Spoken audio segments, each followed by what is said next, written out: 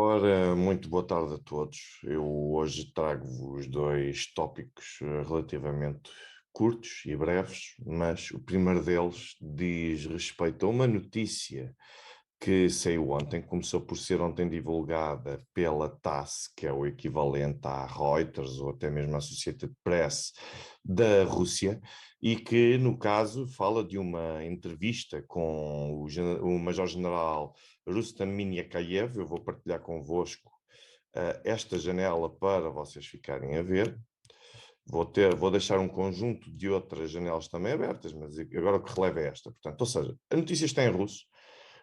Começou na manhã de ontem a causar algum frisson e algum furor, porque parece que o Major-General Rustam Minyakayev veio assumir em público com entidades de indústria da defesa que o plano russo, pelo menos para a Ucrânia ou para o leste europeu, passaria por assegurar uma ligação terrestre à Crimeia e também manter, assegurar e garantir o acesso ao mar, quer ao Mar de Azov, quer também ao Mar Negro, para a Rússia. Não só a Rússia, como também a quem vier na altura a assumir-se como entidade soberana sobre este território.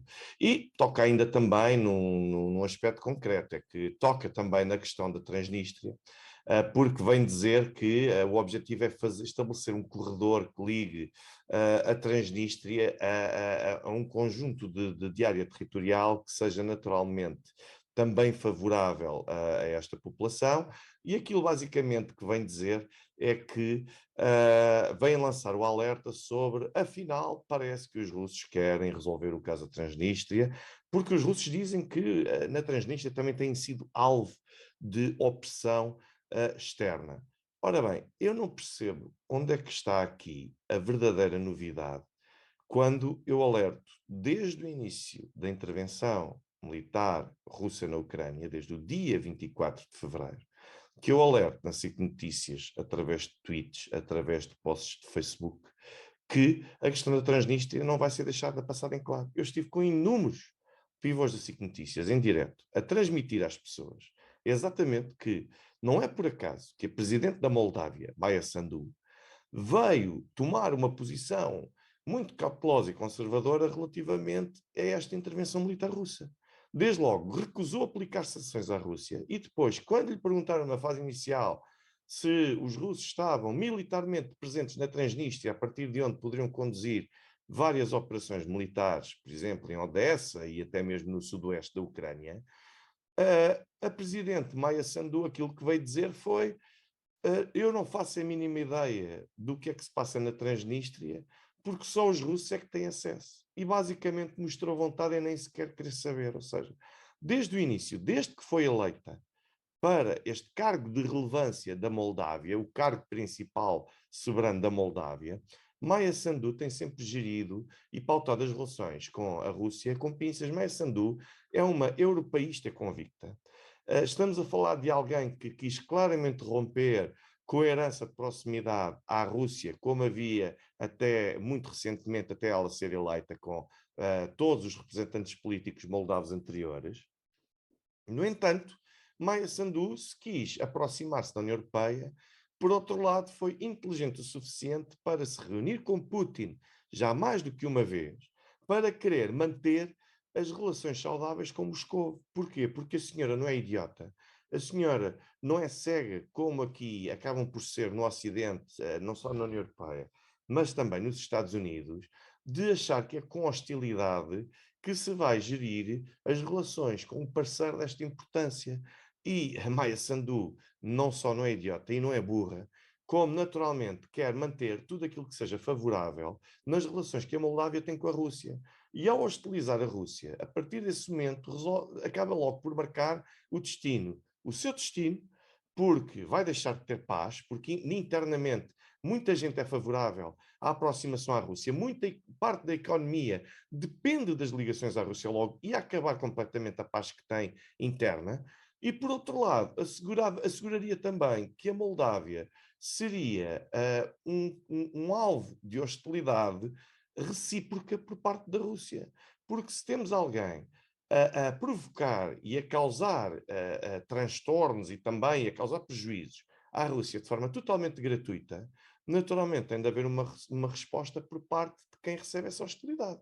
E Maia Sandu, apesar de ser muito mais próxima da União Europeia, ocidental convicta, favorável a essa aproximação ao Ocidente e à União Europeia, naturalmente que é política e que quer resolver as coisas de forma a poder manter-se próxima e o mais amiga possível, ou pacífica possível, quer com o Ocidente, quer com o Leste. Mas isto a mim parece-me óbvio. Portanto, essa senhora tem tentado alimentar essa questão e parece-me que ela está a fazer, a meu ver, a tomar a jogada estratégica mais inteligente que podia tomar ao impor-se e ao querer não provocar nem tomar qualquer tipo de atitude que possa provocar a Rússia, ou que possa, de alguma forma, hostilizar a Rússia e até mesmo fragilizá-la. Portanto, aquilo que vai acontecer é que a questão da Transnistria está há décadas, eu de fazer um vídeo só a explicar o problema da Transnistria, mas há décadas que esta questão da Transnistria está para ser resolvida. As pessoas assumem publicamente que querem integrar a Rússia, mas não podem, a partir de integrar a Rússia, sem haver uma ligação direta territorialmente à Rússia, ou seja, seria mais um esclavo, como é neste momento Kaliningrado, e com todos os constrangimentos que daí derivam. Ora bem, o que vai acontecer mais tarde ou mais cedo é que Moscovo vai entrar em contacto com Chisinau, e quando entrar em contato com Chisinau, aquilo que vai acontecer vai ser, vamos negociar o Estatuto da Transnistria. Ou eles vão ter uma autonomia mais do que especial, ao ponto de poderem ter quase soberania, ou então vamos ter de reconhecer que esta população de facto está a ser alvo de opressão e esta população vai ter de exercer o seu direito à autodeterminação, com todas as consequências que daí derivem. Ou vão querer ser um Estado soberano, ou então vão querer juntar-se à Rússia. Isto é o que vai acontecer. E se não acontecer, vai haver uma intervenção militar na Transnistria. Mas escrevam isto que eu estou a dizer. É que eu ando a dizer isto há 2 meses, há praticamente 2 meses. E as pessoas continuam a preferir ouvir o José Milhazes a dissertar sobre o filho do John Lennon, que finalmente cantou o Imagine em homenagem à Ucrânia. As pessoas continuam a querer ouvir o Nuno Rogério a dizer que a Crimeia foi legalmente e do ponto de vista jurídico transferida para a Ucrânia, o que é verdade, mas depois de 1954 muita coisa aconteceu, sobretudo após o desmembramento da União Soviética, e eu vou falar sobre a Crimeia, e as pessoas continuam a viver numa realidade paralela e a ignorar os problemas que existem. Tal como Kaliningrado, escrevam, vai ser resolvido. A Rússia vai querer resolver a questão de Kaliningrado. Mas eu digo-vos isto com um grau de certeza de 99,9%, só não digo 100%, porque não sou eu que promulgo o diploma a dar, e nem dou eu autorização. E eu tenho de dizer isto desta forma objetiva e assertiva, para ver se finalmente as pessoas acordam. Porque aquilo que ontem nós ouvimos Nuno Rogério finalmente a acordar para a vida e a dizer, eu não vejo naturalmente o espaço de opinião de Nuno Rogério e de José Milhazes, mas depois há pessoas que vêm e que me dizem, bom, o Nuno Rogério e o José Milhazes falaram do tema tal. E ontem comunicaram-me que ontem, de facto, Nuno Rogério alertou finalmente para a questão da Nova Rússia. A Nova Rússia, que eu ando a alertar também há tanto tempo. Aliás, há aqui um vídeo meu onde eu até mostro qual vai ser o mapa, por onde é que vai passar a fronteira. Eu digo isso tudo. Ontem, finalmente, o Nuno Rogério acordou e veio, eu vou até pôr-vos o trecho daquilo que ele efetivamente veio partilhar, o que ele veio dizer às pessoas. Portanto, deixem-me ver se eu consigo pôr para que vocês todos consigam ver. Né? E vejam, finalmente alguém que ao fim deste tempo todo acordou para o problema e para aquilo que efetivamente está a acontecer no terreno depois de andar a desinformar e a sugerir um conjunto de informações e factos completamente afabulados, completamente, muitos deles inventados, apenas para lançar nas pessoas a ilusão de que alguém estava a ganhar este conflito e era o Ocidente e a Rússia que está a ser fragilizada. Não está, é totalmente falso. Então vejam bem o pedaço de delírio e de preocupação de Nuno Rogério. O que é que ele disse? Ele foi dizer aos industriais da defesa russos que, para além do Donbass, a Rússia quer criar um corredor entre a Crimeia e o chamada República da Transnistria, que é, como sabe, uma república separatista da Moldova, daí que as pessoas da Moldova ou Moldávia neste momento estejam preocupadas, porque parece que a Rússia tem intenções em relação àquela zona, e isso a ir a transformar o mapa que nós hoje conhecemos neste mapa que vamos mostrar. Haveria aqui uma espécie de nova Ucrânia, que seria um país já sem acesso ao mar, já sem acesso ao mar de Azov, já sem acesso ao Mar Negro, e depois uma nova Rússia, que seria uma extensão da Rússia que nós conhecemos, e que... Pronto, Nuno Rogério descobriu finalmente como descobriu a pólvora já há 1500 anos ou 2000 anos depois dela ter sido descoberta por outros povos que ele anda aqui basicamente a menosprezar ao longo de todo este tempo. Nuno, vamos lá ver se nos entendemos. Primeiro, não é Moldova, é Moldávia. Existe um nome em português para este país, portanto, a pessoa não é por dizer este nome em inglês ou de uma forma estrangeirada que nós nos tornamos mais eloquentes e até mesmo mais sábios e mais conhecedores de todo o problema no terreno. É Moldávia, não é Moldova. Depois, há da mesma forma que não é Kiev, é Kiev. Existe uma expressão em português, não tarda, vamos escrever quase Kinshasa, com Q, o I, N, X, como durante o Estado Novo se chegou a propor para poder escrever os países. Ou seja, existem palavras corretas para designar as cidades, existem até na nossa língua. Mas, no entanto, existem aqui alguns ortodoxos que querem recusar a aplicação e a leitura destes nomes. Bem, à parte. Nuno, uma outra correção. Nova Ucrânia não existe. É uma invenção pura do Nuno Rogério. O país continua e continuará a chamar-se Ucrânia enquanto assim quiser. Não há nova Ucrânia coisa nenhuma.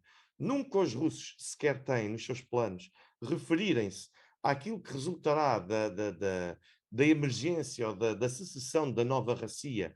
Nunca eles falaram numa nova Ucrânia, até porque não são os russos que vão batizar a Ucrânia, é a Ucrânia que entende dar um nome a si própria. E deixa-me até dizer-te outra coisa, Nuno, é que além da Ucrânia, que vai continuar a existir enquanto Ucrânia, a menos que queiram mudar de nome, há aqui uma zona ocidental, que é a zona da Galícia, e que corre o risco de também ela se separar e de se desmembrar da Ucrânia. E não é por causa dos russos, é por causa da Polónia. Mas isto já não convém falar. Não convém falar, pelo menos porque ainda há este tipo de notícias. Portanto, nova Ucrânia não existe.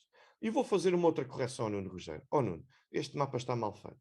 Este mapa está nitidamente mal feito porque faltam as províncias de Kharkiv e também as províncias de Dnipro.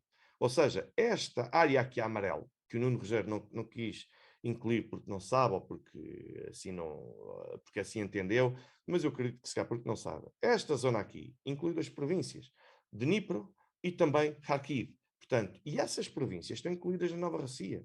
Kharkiv não é porque os russos abrandaram a intensidade da intervenção em Kharkiv e mesmo em Dnipro, que esta região vai ser abandonada, não vai. Kharkiv é, aliás, uma das regiões, uma das províncias ucranianas que tem maior presença de comunidade russófona de toda a Ucrânia. Portanto, naturalmente que esta zona não pode ser ignorada no mapa da Nova Rússia, que eu ando a falar já há imenso tempo e que o Nuno Rogério finalmente descobriu, afinal, que existe. Eu vou-vos mostrar, basicamente, esse mapa da Nova Rússia, que inclui Zaporídia, que tem a maior central nuclear da Europa, e não só. Já estão a ser realizadas em algumas cidades desta área convocatórias que estão a ser conduzidas e reuniões públicas que estão a ser conduzidas pelas autoridades municipais de algumas cidades ucranianas para que as pessoas se manifestem se querem permanecer na Ucrânia, se querem ser um Estado independente que mais tarde vier a determinar, ou integrar um novo Estado independente que mais tarde vier a determinar o seu futuro. Portanto, esta é a realidade. O Nuno Rogério ainda não descobriu isto, provavelmente a CIA ainda não lhe enviou os documentos com a cartilha a dizerem e a darem conta disto, porque ainda não convém, talvez daqui a 1 ou 2 meses ele venha a acordar. Mas eu vou-vos mostrar uma vez mais qual é que é a zona da Nova Rússia. Então, vamos lá ver se consigo aqui mostrar. Portanto, esta era a notícia de há pouco e agora aqui está. Ora bem, Dnipro, Zaporídia, portanto, toda esta zona. Estamos aqui a ver a fronteira de Dnipro. E depois vemos também aqui Kharkiv. Toda esta zona vai integrar a Nova Rússia. Mas isto já aqui tudo desenhado. E aqui deste lado, Tiraspol, nós temos a Transnistria. Portanto, vai ser estabelecido um corredor que vai incluir Mykolaiv e Odessa. São cidades que mais tarde ou mais cedo vão ser alvo também desta intervenção militar e de uma forma reforçada até serem recuperadas. Mariupol, a mesma coisa. Portanto, como vocês veem, está tudo aqui desenhado. Portanto, isto não foi agora inventado, não foi nenhuma revelação que o Major-General, que está agora a ser citado com muita preocupação, que finalmente vai revelar ao mundo. Isto não é novidade nenhuma, isto está a ser anunciado há imenso tempo. Portanto, como veem, este é o mapa. Nuno, por favor, atualiza o teu mapa, porque até isso está desatualizado. Estás a informar mal as pessoas. Da mesma forma que estás a fazer referência a uma nova Ucrânia que não é um nome sequer utilizado ou discutido pelas autoridades russas. Portanto, isto é desinformação total, isto é injetar informação que lança claramente as pessoas em erro. E depois, claro, lá está, é insustentável manter a Crimeia apenas com esta ligação através de uma ponte, até porque a experiência com os ucranianos foi de que eles cortaram a circulação de água potável e o fornecimento de água potável à Crimeia. A primeira coisa que os russos fizeram, quando chegaram a Melitopol e até mesmo aqui estas cidades mais a sul, foi exatamente, finalmente romper com tudo aquilo que tinha sido construído pelos ucranianos propositadamente para impedir que quem reside na Crimeia tivesse acesso à água potável. Isto é um crime contra a humanidade. Mais do que qualquer coisa, a vedar, a limitar para deixar a população da Crimeia sem acesso à água é um crime contra a humanidade. Portanto, eu não vou falar em crime de guerra, porque não existe sequer esse conflito interno entre a Crimeia e a Ucrânia, mas acaba por ser um crime contra a humanidade. Este foi